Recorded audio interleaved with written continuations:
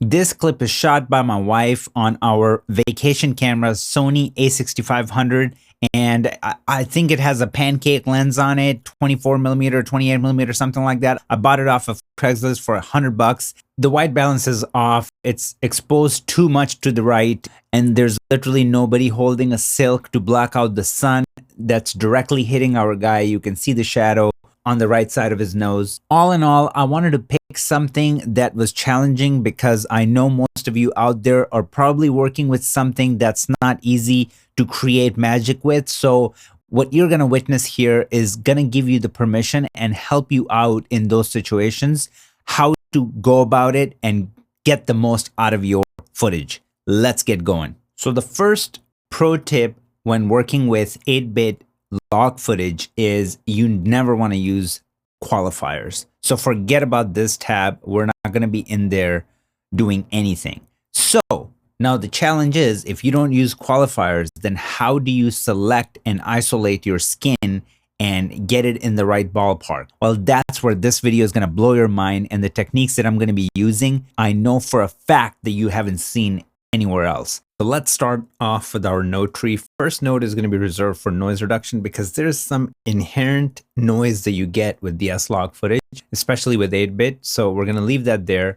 Then this is where we're going to do our exposure. Third node is going to be for our balancing, and then we're going to fine tune that balance in our fourth node. Fifth is where the secret sauce, the magic is going to happen. That's where I'm going to show you the skin techniques. And then sixth is going to be where we're going to create somewhat of a look. We're not going to push it too far.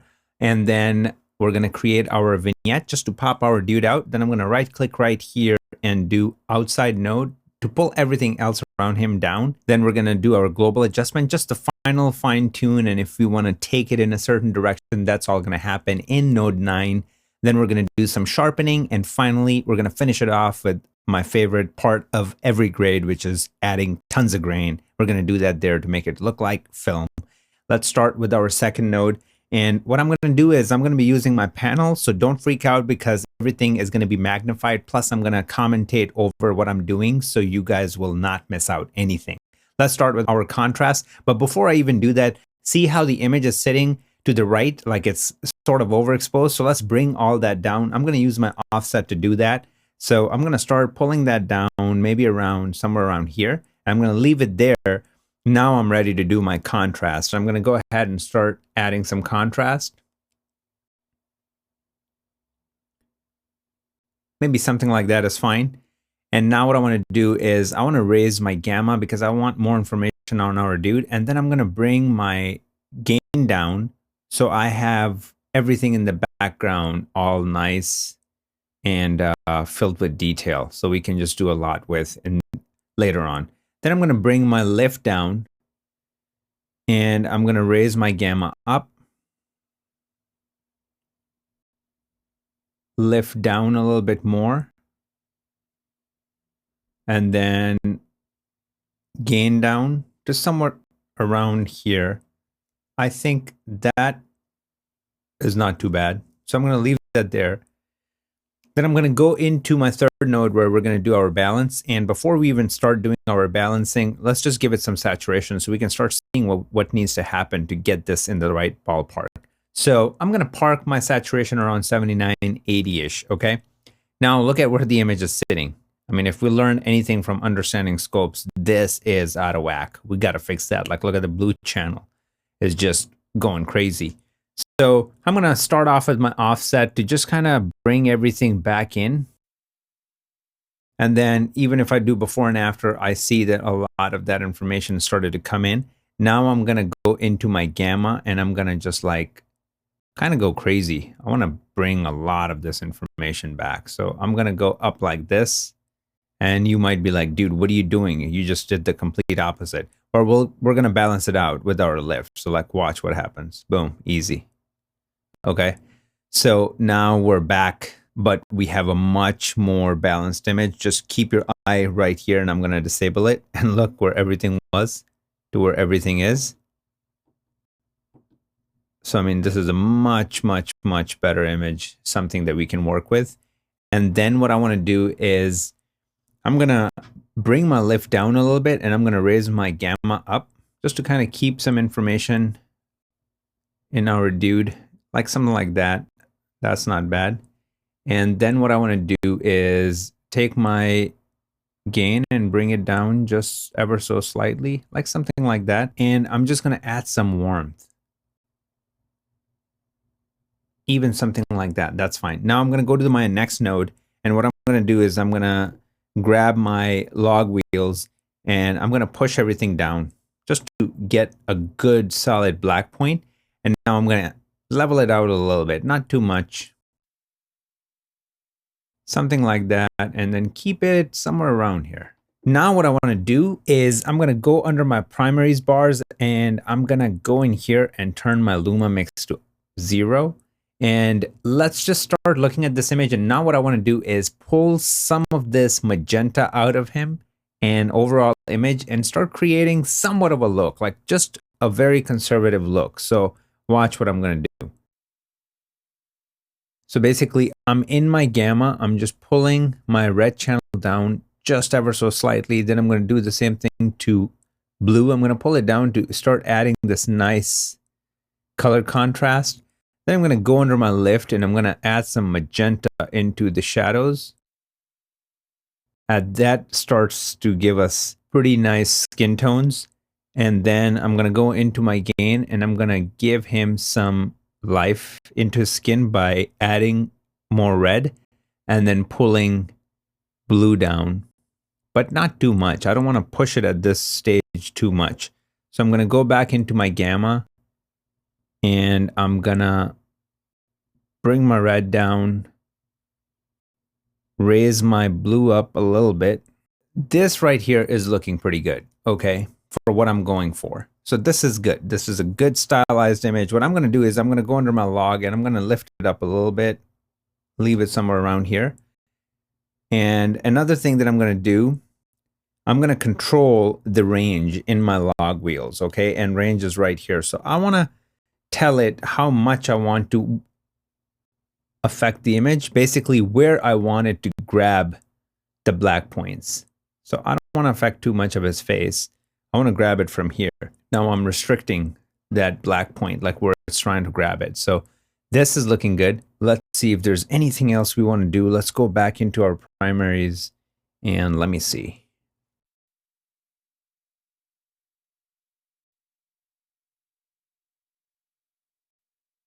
Okay, just give it a little bit more red. Okay, I think this is looking really nice. And it's kind of giving us some style too. All right, now I'm gonna go into my skin and this is the sauce, okay? And it's not difficult at all. This is what you gotta do. Go under your hue versus hue curves and let's start messing with the yellow because that's usually the big problem child, right? So, I mean, I'm gonna just focus on his skin right now. And let's just undo that. See the yellow in his skin? Before we even touch the skin, let's do one more thing. So I'm going to go under my first node and add some noise reduction because that's really going to give us the accurate read on what we're doing.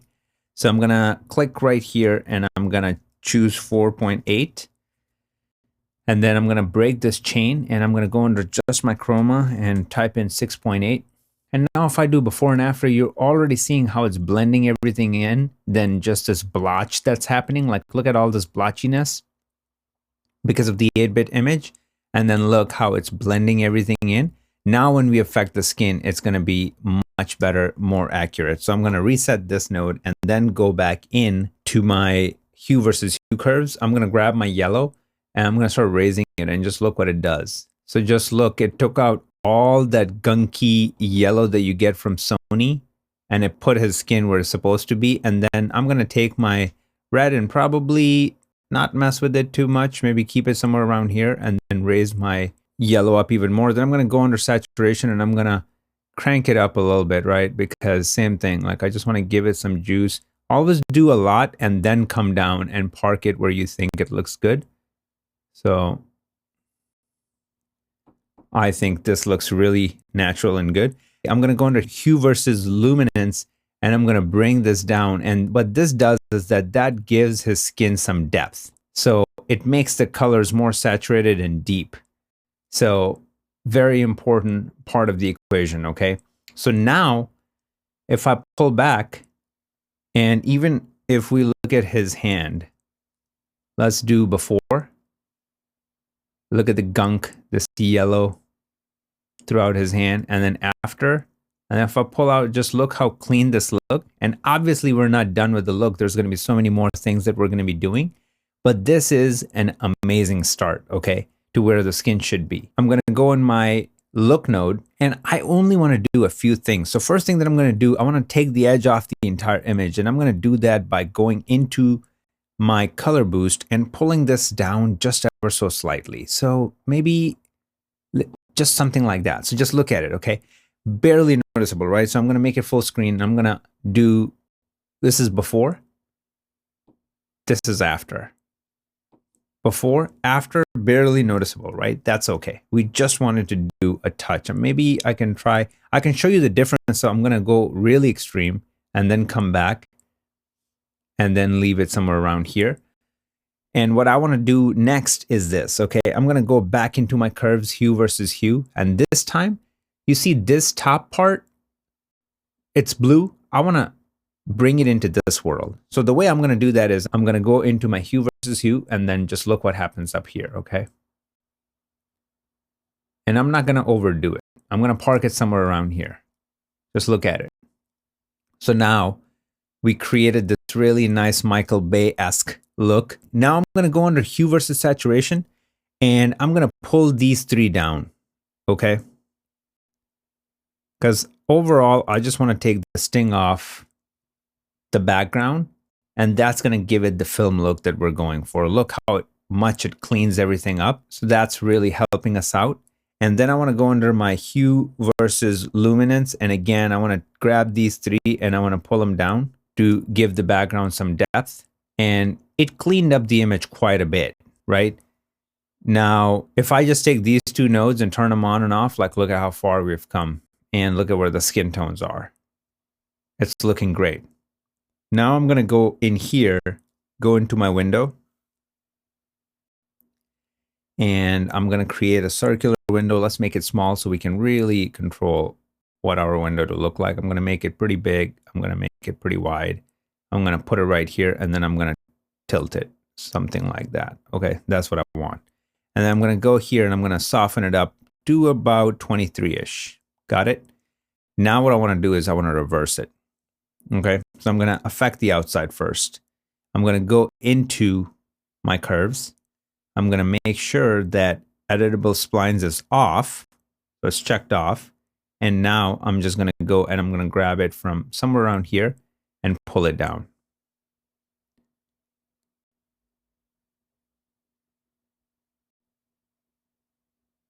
Maybe somewhere around here, not too much. Something like this is pretty good.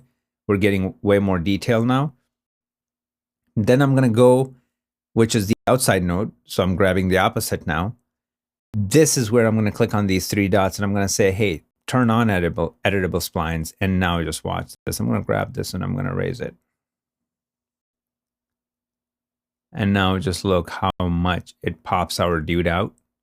And everything is in control. Nothing is blown out. It's perfect. Okay. So if I take these two, just look at the kind of work we did here.